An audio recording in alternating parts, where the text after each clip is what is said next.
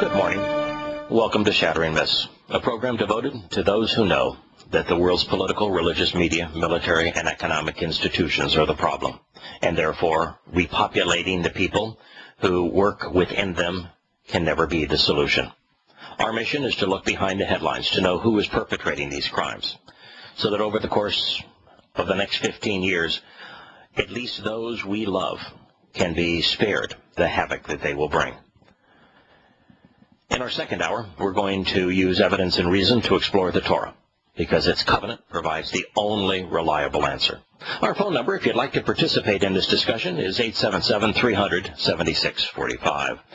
There were lots of musings this morning on the news as delivered from SRN, but here's a couple of just insights regarding the news. First, that the White House through Carney is saying that, what the American people want is bigger, grower, faster, stronger. We just can't toy with this anymore. No more brinksmanship. Bigger, stronger, faster. By the way, the brinksmanship in the last time that the government actually was shut down was because the Obama administration would not compromise. They wouldn't even negotiate. And the brinksmanship on behalf of the Republicans was because they wanted to defund Obamacare, because the Affordable Care Act is in effect the most egregious taxation and control mechanism perpetrated on the American people in many decades. Absolute disastrous for our nation and economy. Now, as it relates to the Fed's announcement that it's going to continue quantitative easing, just slow it down perhaps a bit, but ready to jump back in with both feet at any time. And that being good news, it's all that says is that now with America having punted the football down the field for the next economic football down the field for the next 2 years, and spending as usual has resumed, that by the time the Obama administration is done wreaking havoc with this nation economically, we will be more than 20 trillion in debt federally, more than 5 trillion in debt at the state level and city level, and we will be more than 50 trillion in debt in terms of our unfunded mandates and pensions and Social Security, Medicare, for which there is no trust fund. Collectively, we will be over 75 trillion in debt, with an annual GDP of about 15 trillion. You can do the math, and when a nation reaches about 100 to 150% of debt to GDP, they are bankrupt. At that point, it's only smoke and mirrors, illusions, that prolongs life support. And the United States is 5 times worse than that. There will be a time when the United States can no longer service its debt, at which point the nation's economy will collapse. When a business does not earn enough revenue to pay its bills and must bridge that gap by borrowing, the money borrowed becomes a liability of which they must pay interest.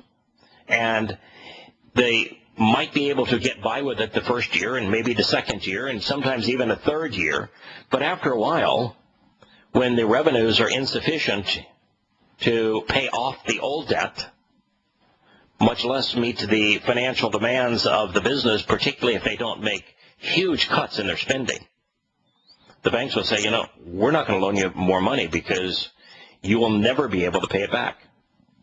Well, that's the situation in America.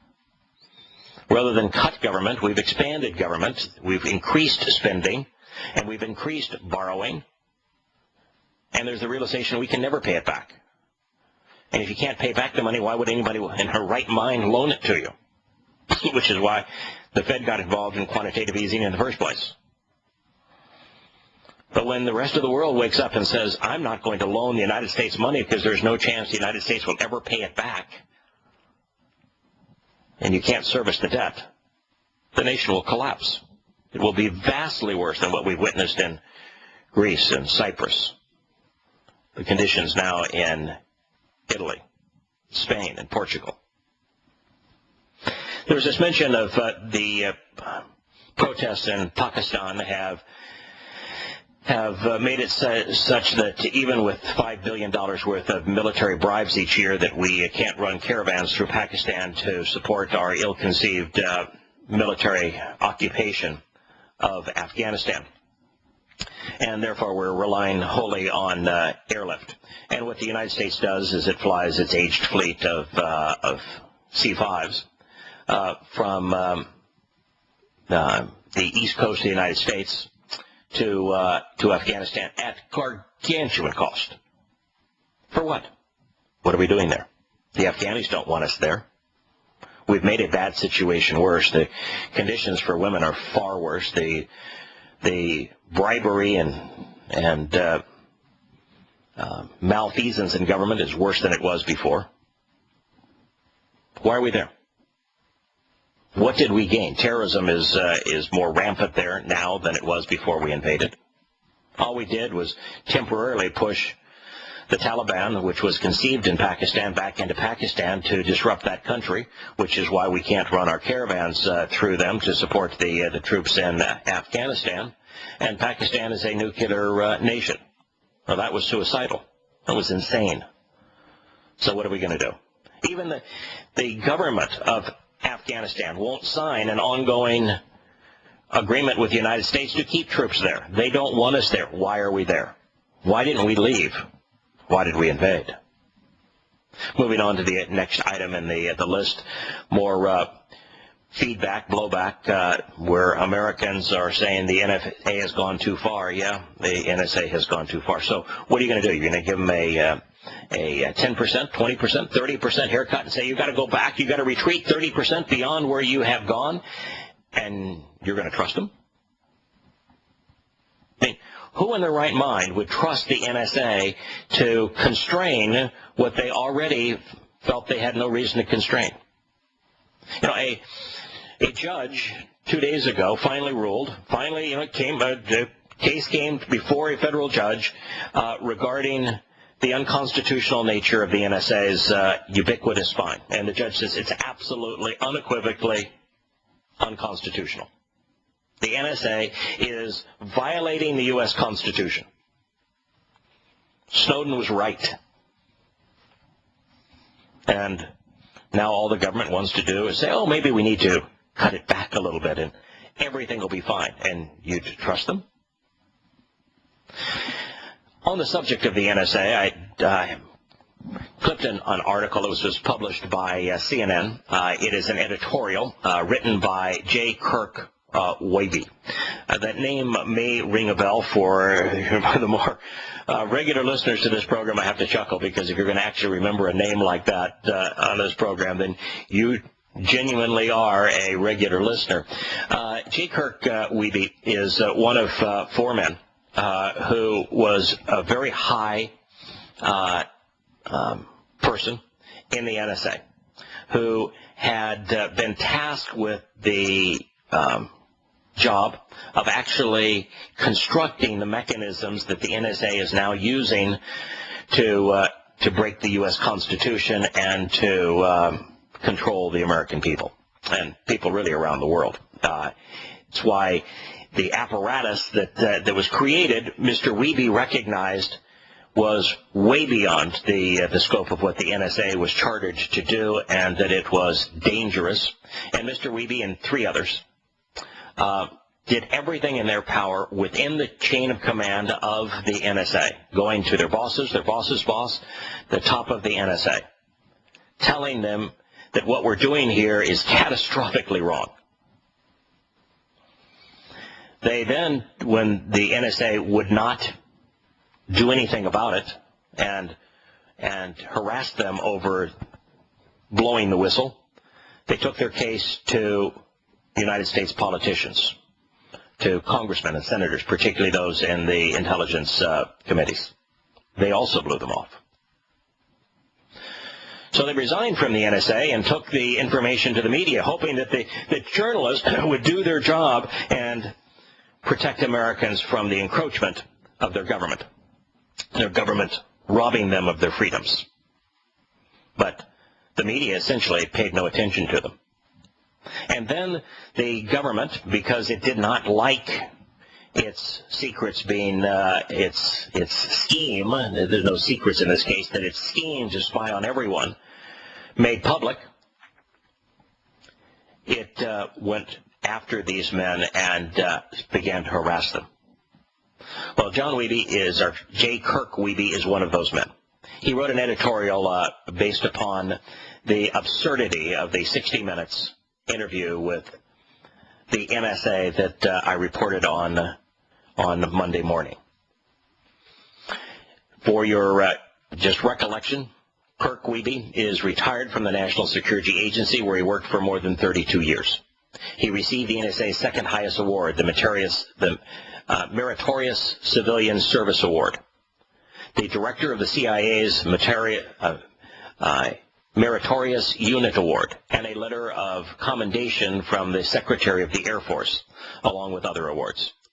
He was an NSA whistleblower on matters of privacy involving the massive electronic surveillance. CNN. Edward Snowden deserves amnesty and the ability to return to the United States without fear of being incarcerated for reporting crimes against people in high places in the U.S. government. So Mr.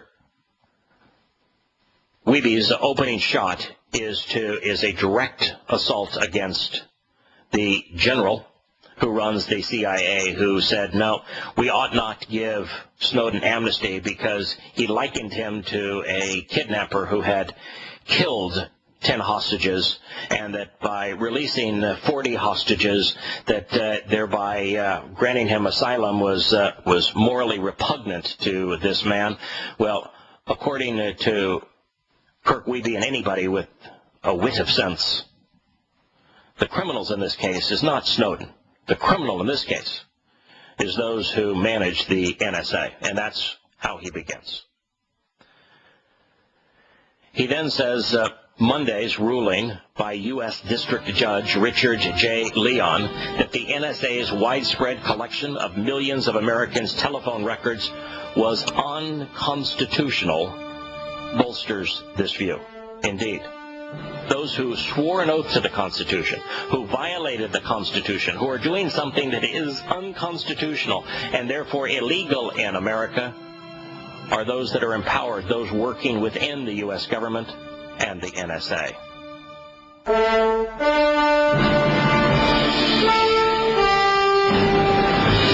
Welcome back to Shattering Myths. Continuing this editorial for CNN, we find that the text continues with, indeed, some say that Snowden is a traitor. But just as a member of the U.S. military is not required, in fact can be held accountable, from following an unlawful order, it is proper for an employee of the United States intelligence community, the NSA, CIA, DIA, and others, for them to report information that concerns law-breaking by the intelligence agencies or their employees. What Snowden did, he was morally bound to do. Had he not done it, he would have been a traitor. The NSA's official suggestion that amnesty for Snowden could possibly be put on the table was undoubtedly welcome news for Snowden, yet NSA Director General Keith Alexander rejected this suggestion. Yeah, he's the one that rejected it by associating Snowden with kidnap and murder, when in fact the country that invades other countries and murders more people than any other is the United States. How can anyone believe that Snowden would not be deserving of amnesty? Clearly it was the government and its senior officials who committed the crime. People who took an oath to defend the Constitution from enemies both foreign and domestic, and who failed to take to heart the words they swore to uphold.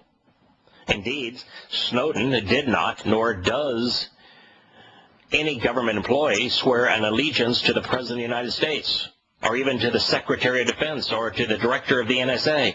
No, they all swore an oath to uphold and defend the Constitution, and they all violated the Constitution. They all threw the Constitution away.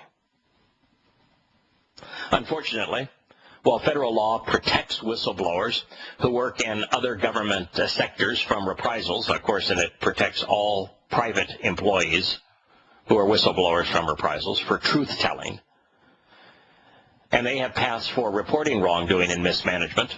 Those who work in intelligence are expressly denied such rights. Yeah, I've read the law. It's amazing how the government, being completely hypocritical, carves a niche out for itself to say, no, we're going to support whistleblowers every place except where they can embarrass us. And there, if they blow the whistle, they're criminals. When NSA employees, Bill Binney, Tom Drake, Diane Rourke, and I, those are the four, submitted a formal complaint about mismanagement at the agency, the government's response on July 26, 2007 was to send the FBI to raid our homes, searching them for 7 hours and seizing our computers, our phones, and other digital media. We are just now getting our property back 6 years later, after having successfully sued the government in December 2012.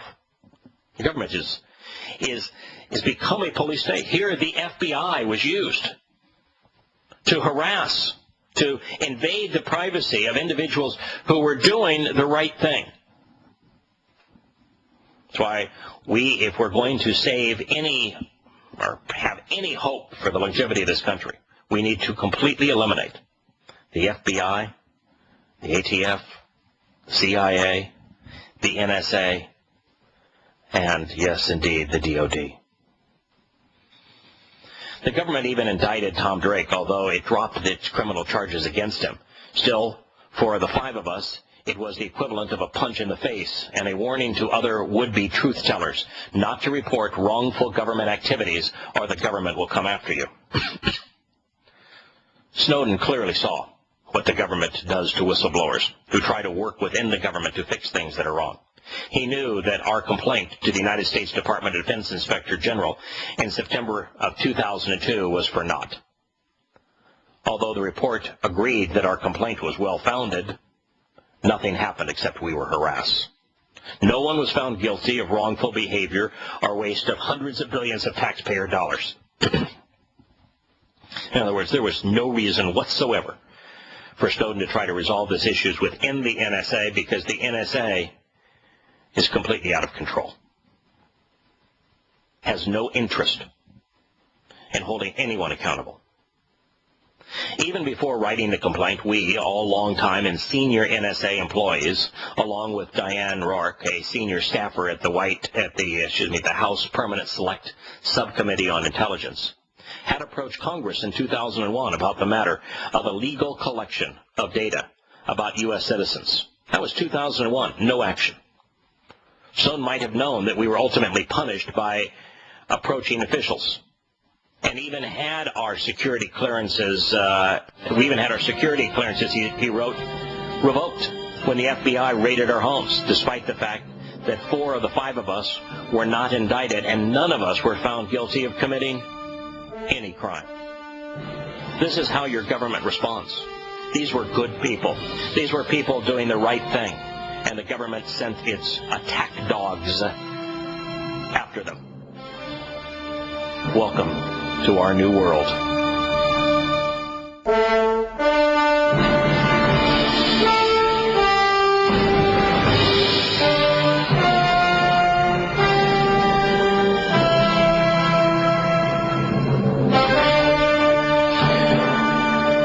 The editorial written by Mr. Wiebe after serving some 30 years in the NSA goes on to read, for employees in the business of intelligence, there are no honest brokers. Nobody honest in the intelligence community. There are no viable paths to follow to report subverting the U.S. Constitution. That's the reason that Snowden first went to Hong Kong and ultimately to Moscow to seek refuge. He did not go to these places to give away national secrets. Rather, he needed a place to stay that was safe from extradition, where he could wait while the United States sorted through the facts, especially those regarding government leaders who violated the most basic of our nation's laws, the right to privacy. He released only a handful of documents initially, and the documents that he released proved that the United States government was violating its own Constitution knowingly, deliberately, purposefully, and had set up this elaborate apparatus to hide the fact and to give legitimacy to it doing something that was morally repugnant and unconstitutional. And how did the government respond? Rather than saying, oh boy, you caught us, we lied to Congress, we've lied to the American people, we are absolutely guilty here, there is no justification for this, we went too far, let's rein it in. No. Everything has been to attack Snowden personally, to attack the messenger as opposed to the message he's bringing to us. It was shocking to see the interview on MSNBC a few years ago with the former director of the NSA, Michael Hayden, and to hear him redefine the Fourth Amendment of the U.S. Constitution. When asked whether the NSA had violated the Fourth Amendment, Hayden said that it had not. Hayden said that probable cause was not the Fourth Amendment standard for violating a citizen's privacy. It was based upon reasonable suspicion. So do we have, as a government, reasonable suspicion that everyone who uses a cell phone, that everyone who accesses the internet is guilty of trying to subvert the government?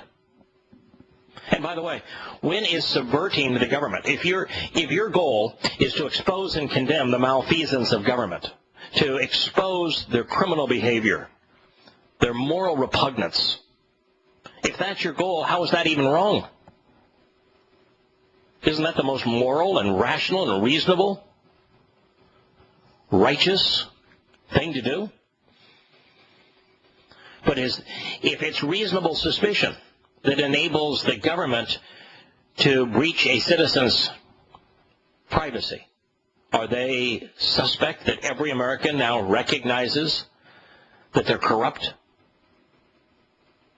And is the purpose of the surveillance to protect the government from its people? Is the enemy now the American people? And for Snowden to have been a traitor, then the enemy has to be the American people themselves. In recent days, Hayden defended the actions of both the Bush and Obama administration, saying that the NSA collection program was blessed, his words, by all three branches of the U.S. government. Yes. The fact is that all three branches of the U.S. government are equally corrupt. That's correct. They're equally corrupt. The White House, Congress, and the judiciary. The judiciary in America is now gamed. It's actually using information that is unconstitutionally seized to prosecute people.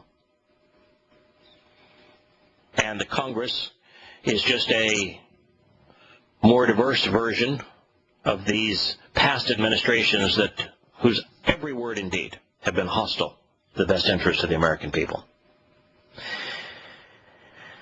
What Hayden has not said was that neither the Foreign Intelligence Surveillance Court nor Congress had a good understanding of what was going on. Mind you, the Foreign Intelligence Surveillance Court is simply smoke and mirrors. It's like what the Fed does with quantitative easing.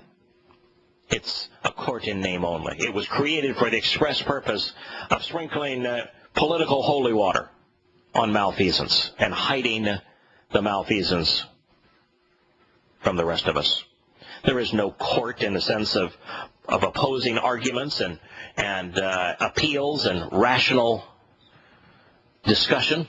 This is not about a judge trying to determine whether or not someone is operating within the framework of the U.S. Constitution and being judicious.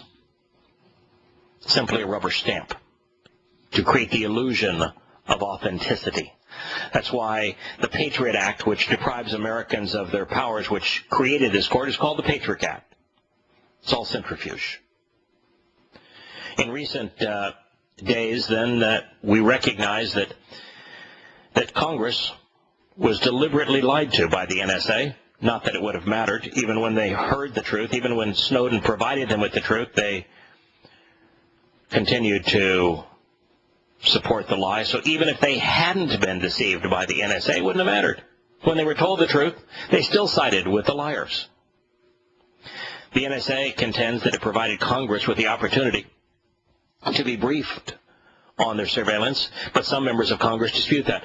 I was sent an article by a friend the other day that suggests that even though the judge has recently said that the NSA's confiscation of information in violation of our privacy is unconstitutional, that it won't matter, because just like J. Edgar Hoover had files on every politician, which kept every politician from trying to rein in his power, it was blackmail. The same thing is true with the NSA. They have ways to discredit everyone in a position of power who speaks out against them. And so there is no chance that anyone in power is going to constrain this evil monster. Some members of Congress will dispute that. Snowden's revelations since June have certainly made it clear that no one, except the NSA, believes that they had the whole truth about the extensiveness of the data collection efforts, whether from the internet or from the phone system. And yet, going back now a dozen years ago, Wiebe and others, the author of this article, briefed Congress about the extensiveness of this problem. Congress knew. They chose to go along. Perhaps more germane to this discussion, whether Snowden should receive amnesty and the matter of who committed the real crime, Snowden or the government, is that the legal basis for NSA in defending its actions can be found in a singular court order called Smith v. Maryland, 1979, which went to the Supreme Court at a time when there was hardly an internet and nobody even dreamed there would be cell phones, social network sites, or Twitter. In this case, touted by the government as legitimizing the bulk creation of metadata. By the way, go back to 1979. I was out of school by 2 years at that time. There really were no personal computers. I mean, the idea of a computer having personal or business use was just beginning. The only internet was used to convey highly technical information through highly technical users with the U.S. military and between a number of universities. It wasn't a way that people communicated. The first cell phones did not emerge for almost a decade afterward. So to cite that as the basis for confiscating cell phone records and internet activity before either even it were invented is, of course, insane. In this case, touted by the government as legitimizing the bulk collection of megadata under Section 215 of the Patriot Act, which was one of the worst, most debilitating, unstabilizing, destructive bits of legislation ever passed in America, the police inserted a recording device at a telephone company to record the metadata. Phone number, originating the call, the time of the call, the number called, the duration of the conversation, associated with a man suspected of robbing a lady. The alleged thief challenged the constitutionality of the recording of the megadata associated with the phone call, but the Supreme Court backed the lower court decision. Doing so under the circumstances was constitutional. This was a case where there was a thief who robbed a person, and they were using phone number information, not cell phone, but just phone number, checking their phone records to see if, in fact, they could increase the circumstantial evidence against the thief. So someone accused of thievery and now just going into the normal telephone records. Now, one might ask, how does the Supreme Court's approval of the collection of metadata associated with a single phone call, which was used for, by the way, for billing purposes for the telephone company, made by a suspected thief, end up authorizing the bulk collection of phone metadata by hundreds of millions of American citizens by the most powerful spy agency in the world? We all know that the field of law has its quirks, but it's clear that such an interpretation of law does not constitute justice, let alone make any sense. So with these facts as background, I think most Americans would agree that Edward Snowden not only deserves amnesty, if I may editorialize here, he deserves our praise. Parades, schools ought to be named in his honor. In fact, it is those who allow these programs to be implemented and developed over the past 12 years who should be prosecuted. Boy, do I agree with that. After all, do we not stand for equal justice for all? That was Weeby's editorial. Speaking of malfeasance in the U.S. government, you may have heard the stories of a man that has been imprisoned somewhere in Iran, although his whereabouts are unknown. An American ex-FBI agent, believed to have been held in Iran for the past 7 years, was working for the CIA on an unapproved mission, the Associated Press news agency reports. And there's been a whole story about how he was working for the CIA, but an unapproved mission. Well, the CIA, of course, denied that he was working for them. The CIA said, no, he was just out there trying to do private business. We have no association with him. And then someone in the CIA said, no, that's not true. He was one of ours, and we have abandoned him. And the reason this came to light is here the United States formed an agreement with Iran, which gave Iran access to $7 billion and the ability to sell its petrochemicals, but we didn't even bother to require them to release a man that was on a mission sanctioned by the CIA.